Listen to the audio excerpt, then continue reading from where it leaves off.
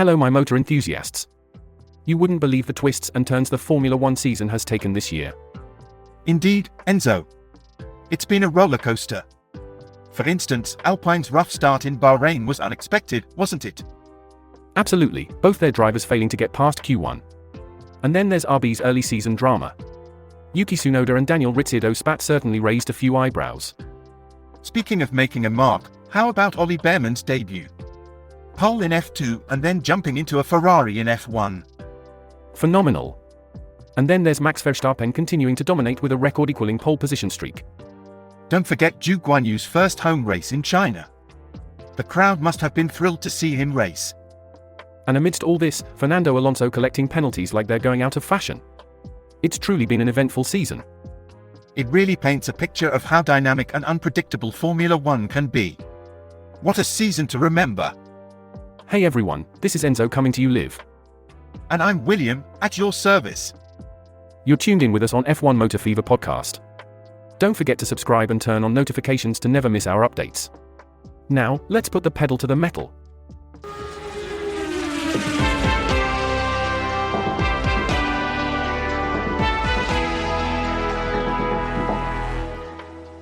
The season kicked off with quite the spectacle, didn't it? Alpine's disappointing start in Bahrain was a shocker after their hopeful finish last year. Indeed, and the drama on the track with RB was just as captivating. Early in the season and already team orders stirring controversy. Yes, with Tsunoda instructed to let Ricciardo pass in Bahrain. It really shows the tactical side of the sport, doesn't it? Absolutely, and speaking of tactics, Alpine's continuous staff changes, including a new team principal, suggest they're really pushing for a turnaround. It's a dynamic environment for sure. Every decision, every race can completely alter the team's trajectory. What do you think the rest of the season holds for them? Well, with their ups and downs they've been having, it's anyone's guess. But that's what makes Formula One so thrilling, the unpredictability. Moving on, the tension at Red Bull between Tsunoda and Ricciardo during the Bahrain Grand Prix was palpable, wasn't it? Tsunoda's frustration seemed to almost boil over after the team orders. Indeed, and Ricciardo's reaction over the radio didn't help matters. Accusations of immaturity flew, marking a rocky start to their season. Switching gears a bit, Ollie Behrman's debut in Formula One was nothing short of spectacular, stepping in for Carlos Sainz at Ferrari.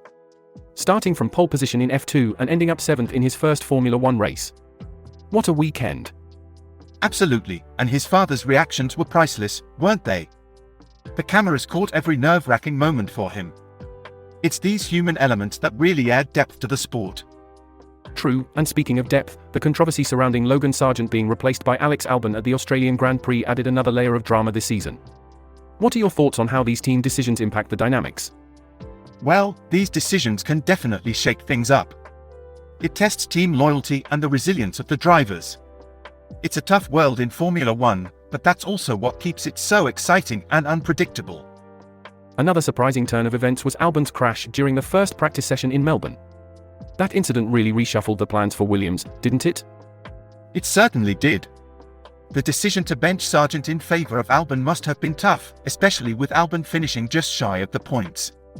It calls into question the balance between immediate team needs and supporting young drivers' careers. Speaking of impressive performances, Max Verstappen's streak of pole positions is something to behold. Matching Ayrton Senna's record at Imola, no less. The significance of achieving this at such a historically poignant track adds an extra layer to his accomplishment.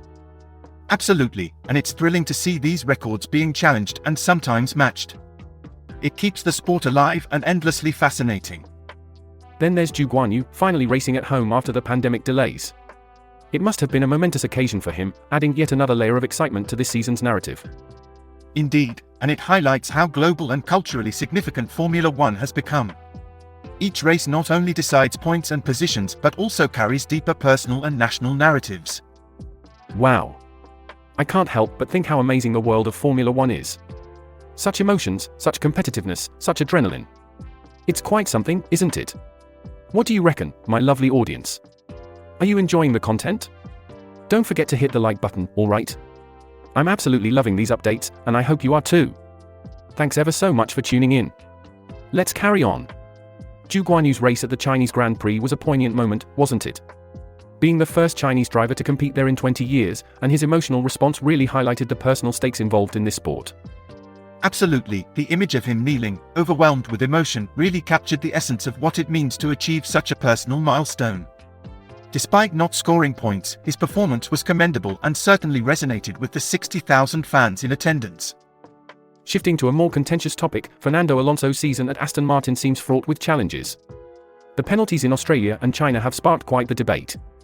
What do you think about the stewards' decisions this season? Well, the controversies surrounding Alonso's penalties are a testament to the intense scrutiny these drivers are under. The 20-second penalty in Australia and then the incident in China with Sainz, it shows just how fine the line is between aggressive racing and penalties. And with Aston Martin's performance not quite up to last year's standards, these incidents certainly aren't helping their cause. The team is a significant 193 points behind Mercedes now. It's a tough break, especially considering their results last year. The dynamics within the team must be under some strain, but it's these adversities that test a team's resilience and adaptability in the face of competition. Indeed, and it's these myriad elements, personal milestones, team strategies, individual decisions, that weave together to form the complex tapestry of Formula One. What a season it's been so far. What do you reckon? Are you as hooked as we are? Turning our attention to Charles Leclerc, what a phenomenal story unfolding at Monaco. After years of frustrations and the so-called Monaco curse, Leclerc finally clinched a victory at his home race. Not only a win, but a historic one, making him the first Monegasque since the championship began in 1950 to win in Monaco. It's truly a fairy tale ending to his series of misfortunes there. However, while it's a feel-good story, some might argue that focusing on individual narratives like this might overshadow broader issues within the sport, such as consistent technical fairness and the overemphasis on dramatic story arcs that can skew public perceptions. That's an interesting point. Certainly, the spectacle and personal triumphs add to the allure of Formula One, but you're suggesting they could distract from more systemic issues. Precisely. While the emotional victories are captivating, it's crucial we don't lose sight of the sport's integrity. The emphasis on drama can sometimes lead to a glossing over of the nuances of fair play and technological equity among teams. I see where you're coming from, and there's certainly merit in ensuring the sport remains transparent and fair. However, isn't the human element what draws many to watch week in and week out? These personal stories and dramatic victories make Formula One relatable and thrilling. True, and that's a fair point. It's normal to appreciate the sport from different perspectives. What's important is keeping an open mind and acknowledging both the human interest and the broader sporting context. Agreed, I'll ponder that further. It's good to have these discussions, exploring all facets of the sport. This season has indeed been a mix of emotional highs and intense competitive action. Moving on to a lighter note, the one-off liveries this season have really added a splash of color and excitement to the races, haven't they? For instance, Ferrari's change to incorporate light blue in Miami to celebrate 70 years of their presence in North America was a striking homage to their historical identity. It's a fascinating element for sure. Could you give some more examples of how teams have used these special liveries to make a statement or pay tribute? Absolutely. Red Bull opted for a vibrant, chameleon livery in Miami, which was a riot of pink, blue, and orange, reflecting the lively spirit of the city. It was not just visually appealing but also seemed to bring some good luck, with Tsunoda matching his best finish of the season in 7th place. And weren't there other teams that joined in with these unique liveries? Indeed, McLaren switched from their iconic papaya to a Senna-inspired green, yellow, and blue in Monaco. The result was quite spectacular, bringing them close to a win, with their drivers finishing in 2nd and 4th place. Alpine also made a distinctive change at the Belgian Grand Prix, their usual blue transforming into a bold red and yellow design inspired by the Deadpool and Wolverine film. It's intriguing how these visual changes can invigorate a team's spirit and performance, isn't it? It certainly seems that way. These artistic choices do more than just make the cars look good, they resonate with fans, celebrate history, and even seem to inject a new energy into the teams. It's a brilliant strategy to deepen engagement and add an extra layer of excitement to the races. As we edge closer to the midpoint of the season, it's intriguing to look back at some of the narratives that have defined the year. Red Bull, for instance, has had a strong start, but there's ongoing speculation about whether they can maintain this momentum against fierce midfield competition. It's always a tactical ballet, isn't it? How a team begins the season can set the tone, but maintaining that lead is a different challenge altogether. What have been some of the more surprising storylines to you? This season has been nothing short of theatrical. Among the highlights, we've seen some astonishing debuts and unexpected exits that have really shaken up the driver lineup. The on-track battles have also reached new heights of intensity, providing both thrilling entertainment and significant shifts in the standings. Those shifts truly test a team's strategy and adaptability. It's what makes Formula One so engrossing. The balance between technology, team dynamics, and sheer driver talent makes every race unpredictable. Exactly, and with every race, the plot thickens. The question for every team is how to leverage their strengths and mitigate their weaknesses as they navigate through the rest of this packed season. It's a fascinating chess match at over 300 km per hour. William, fancy a gander at what's buzzing online at the moment? Right, there's an interesting post by Oscar Piastri on Instagram. He says, quote, "Sundan healed. Ready for some more race cars," unquote. Seems he's feeling quite chipper after a bit of downtime. Always good to hear a driver's in high spirits. What's the crowd saying? Well, Malvania comments, quote, "They look happy and normal. It's good to see," unquote. Then Peter says, quote, "Yep, I hope he will never change. He's like a normal dude, maybe more chill and has a normal, pretty girl. And a random cut photo makes it even better," unquote. Hee, the simple joys, eh? What else? Claire from Real Clarity adds a fun note, quote, "I'd probably think, blimey, that dude has a big neck and keep walking," unquote.